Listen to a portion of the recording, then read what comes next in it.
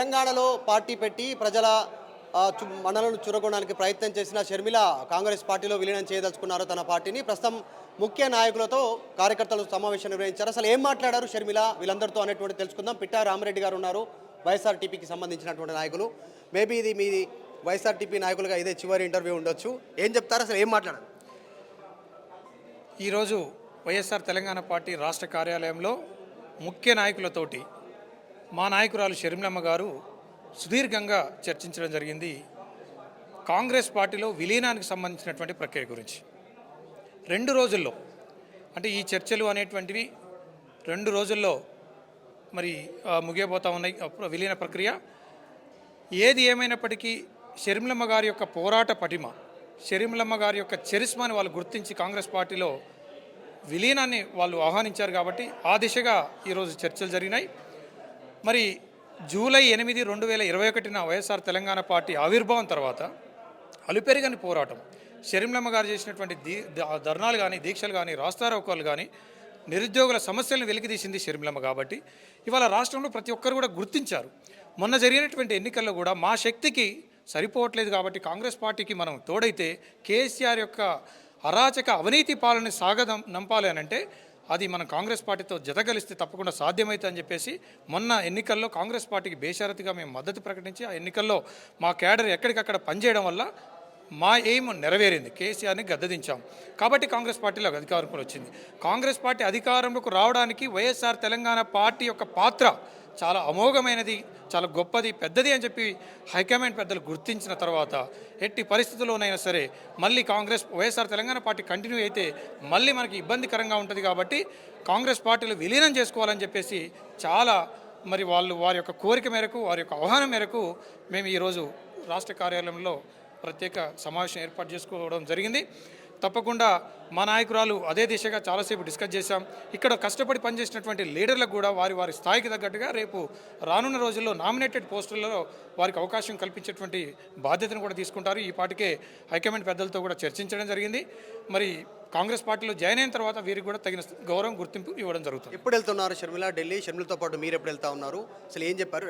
విలీనం ఎప్పుడు పూర్తి స్థాయికి సంబంధించిన? రేపు సాయంత్రానికి వైఎస్ఆర్ తెలంగాణ పార్టీ రాష్ట్ర కార్యవర్గంతో పాటుగా షర్మిలమ్మ గారు ఢిల్లీకి చేరుకోనున్నారు. రేపు లేదా మర్నాడు ఖచ్చితంగా కాంగ్రెస్ పార్టీలో వైఎస్ఆర్ తెలంగాణ పార్టీ విలీనం కాబోతా ఉంది. ఏం హామీ ఇచ్చారు అధిష్టానం నుంచి? అంటే ఏఐసీసీ పెద్దలతో మాట్లాడుతూ ఉన్నారు, ఎవరెవరు టచ్లో ఉన్నారు, షర్మిలతో ఎవరు మాట్లాడుతున్నారు, ఇదంతా డీల్ ఎవరు చేస్తూ ఉన్నారు? కాంగ్రెస్ పార్టీకి షర్మిలమ్మ గారు ఎంత అవసరం అనేది మొన్న తెలంగాణ జరిగిన శాసనసభ ఎన్నికల్లో వారు గుర్తించారు కాబట్టి షర్మిలమ్మ గారికి మరి ఒక ప్రముఖ స్థానం కల్పించాలని చెప్పేసి రాజ్యసభను ఒక స్టార్ క్యాంపెయినర్ను ఏఐసీసీ జనరల్ సెక్రటరీ స్థానం కల్పిస్తామని చెప్పేసి హైకమాండ్లో ఉన్న పెద్దలు ఈ పాటికి మాకు సమాచారం ఇవ్వడం జరిగింది. కాబట్టి ఆ పదవి అనేది అలంకరణ కోసం కాదు, ఖచ్చితంగా రానున్న రోజుల్లో పక్కన ఆంధ్రప్రదేశ్ కానీ, కర్ణాటక కానీ, తమిళనాడు కానీ తెలుగు ప్రజలు ఉన్నారు, రాజశేఖర రెడ్డి గారి అభిమానులు ఉన్నారు.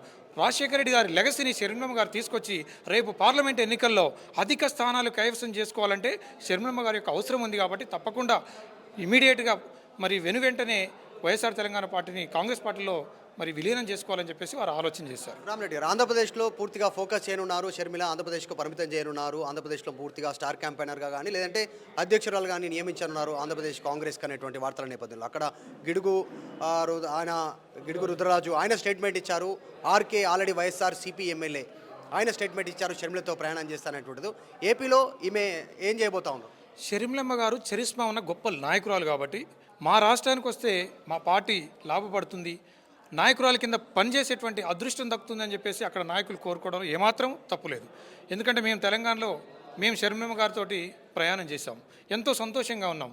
మొన్న జరిగిన ఎన్నికల్లో కూడా మా నాయకురాల యొక్క గొప్ప నిర్ణయానికి మేము కట్టుబడి మరి కాంగ్రెస్ పార్టీకి సపోర్ట్ చేయడం వల్ల కాంగ్రెస్ పార్టీ ఈరోజు అధికారంలోకి వచ్చింది. కాబట్టి పక్కన ఉన్నటువంటి ఆంధ్రప్రదేశ్లో కూడా అక్కడ నేతలు షర్మిలమ్మ గారు రాకను స్వాగతిస్తూ ఉన్నారు. ఇక్కడనే పీసీసీ ప్రెసిడెంట్ ఉంటే బాగుంటుందని చెప్పేసి కూడా వారి యొక్క అభిప్రాయాన్ని వెళ్ళబుచ్చడం తప్పేం కాదు. ఎందుకంటే షర్మిలమ్మ గారి యొక్క మూలాలు అక్కడ కూడా ఉన్నాయి. ఇవాళ తెలుగు ప్రజలు రాజశేఖర రెడ్డి గారిని దేవుని లెక్క కొలుస్తున్నారు కాబట్టి రాజశేఖర రెడ్డి గారి బిడ్డ వచ్చిందంటే మళ్ళీ రాజశేఖర రెడ్డి గారిని చూసుకున్నట్లే ఉంటుంది అనే అభిప్రాయంతో వాళ్ళు కోరుకుంటా ఉన్నారు. తప్పకుండా షర్మిలమ్మ గారి సేవలు మరి దక్షిణాది రాష్ట్రాల్లో కాంగ్రెస్ పార్టీ వినియోగించుకోపోతా ఉంది. ఆంధ్రప్రదేశ్లో కాంగ్రెస్ పార్టీ రాష్ట్ర ఏర్పాటు తర్వాత, రాష్ట్ర విభజన తర్వాత, ఉమ్మడి ఆంధ్రప్రదేశ్ తెలంగాణగా ఆంధ్రప్రదేశ్గా విడిపోయిన తర్వాత జరుగుతున్న పరిణామాల్లో కాంగ్రెస్ పూర్తిగా అక్కడ నిర్జీవంగా ఉన్నటువంటి పరిస్థితి. ప్రజలు తీర్పులో ఎక్కడ కూడా కాంగ్రెస్ పార్టీకి ఒక సీటు కూడా ఇవ్వనటువంటి సిచ్యువేషన్. షర్మిల వెళ్తే ఇక్కడ ఎవరితోటి పోరాటం చేయాల్సి ఉంటుంది, డైరెక్ట్గా ప్రభుత్వంతో పోరాటం చేస్తుంది. సొంత అన్న వైఎస్ జగన్మోహన్ రెడ్డి ఇక్కడ కేసీఆర్తో పోరాటం చేసింది ఇక్కడ వరకు ప్రభుత్వంలో ఉన్నందుకు. సో అక్కడ జగన్తో పోరాటం చేయాల్సినటువంటి సిచ్యువేషన్ ఉంటుంది. దీనిపైన ఏం చెప్పండి. ఒక నిర్ణయం తీసుకున్న తర్వాత కాంగ్రెస్ పార్టీ ఆహ్వానం మేరకు కాంగ్రెస్ పార్టీలో చేరిన తర్వాత అక్కడ అన్న ముఖ్యమంత్రిగా ఉన్నాడని చెప్పేసి ఆలోచన చేసే నాయకురాలు మా నాయకురాలు కాదు. ఏదైనా స్ట్రైట్ ఫైటే ఉంటుంది. అక్కడ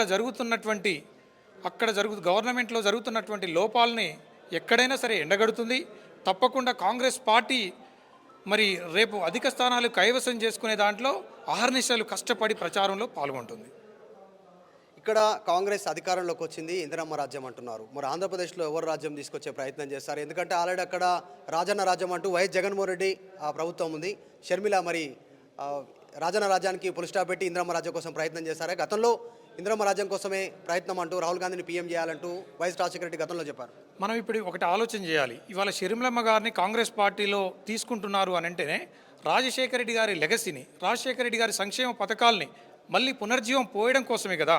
కాబట్టి రాజశేఖర రెడ్డి గారి సంక్షేమ పాలనతో పాటు ఇందిరమ్మ పాలన కూడా అవసరమే అని చెప్పేసి కాంగ్రెస్ పార్టీ భావిస్తూ ఉంది. కాంగ్రెస్ పార్టీ లైన్లో షర్మిలమ్మ గారు తప్పకుండా ప్రచారం చేస్తారు. తెలంగాణలో ఉన్న రామిరెడ్డి లాంటి వాళ్ళ పరిస్థితి ఏంటి? చాలామంది నాయకులు ఆమెతో ట్రావెల్ చేశారు, పాదయాత్ర చేశారు. ఇన్ని రోజులు ఏ నిర్ణయం తీసుకున్నా వెంట ఉన్నారు. ఇప్పుడు స్టిల్ ఈ రోజు వరకు కూడా మీలాంటి వాళ్ళ సిచ్యువేషన్ ఏ రకంగా ఉండబోతోంది? మేము మొన్న జరిగినటువంటి శాసనసభ ఎన్నికల్లో ఆహర్నిశలు కష్టపడి పనిచేస్తాం. కాంగ్రెస్ నాయకుల కంటే ఎక్కువ కష్టపడి పనిచేస్తాం మా నాయకురాలు ఇచ్చినటువంటి ఒక మాట అనుసారంగా. కాబట్టి మాకు రేపు రానున్న నామినేటెడ్ పోస్టుల భర్తీలో మాకు తప్పకుండా మంచి స్థానాలు ఇస్తామని చెప్పేసి కాంగ్రెస్ పార్టీ హైకమాండ్ పెద్దలు మా నాయకురాలతో చెప్పడం జరిగింది. మాకు మంచి పొజిషన్స్ కూడా కల్పిస్తారనేటువంటి ఒక మంచి విశ్వాసం ఉంది. మేమందరం కూడా ధైర్యంగానే ఉన్నాం, సంతోషంగానే ఉన్నాం. షర్మిలమ్మ గారుతో పాటు మా ప్రయాణం ఉంటాం. తెలంగాణ కాంగ్రెస్ నేతలతో ఏమైనా గ్యాప్ ఉందా షర్మిల గారికి? రేవంత్ రెడ్డిని ఇంతవరకు కలవలేదు, రేవంత్ రెడ్డి ఈమెను ఇంతవరకు ఆహ్వానించలేదు. మిగతా పార్టీ నాయకులందరికీ కలుస్తూ ఉన్నారు, ఈమె కూడా ఇంకా కలవలేదు. దీనికి ఏమైనా గ్యాప్ ఉందా అనుకుంటున్నారా?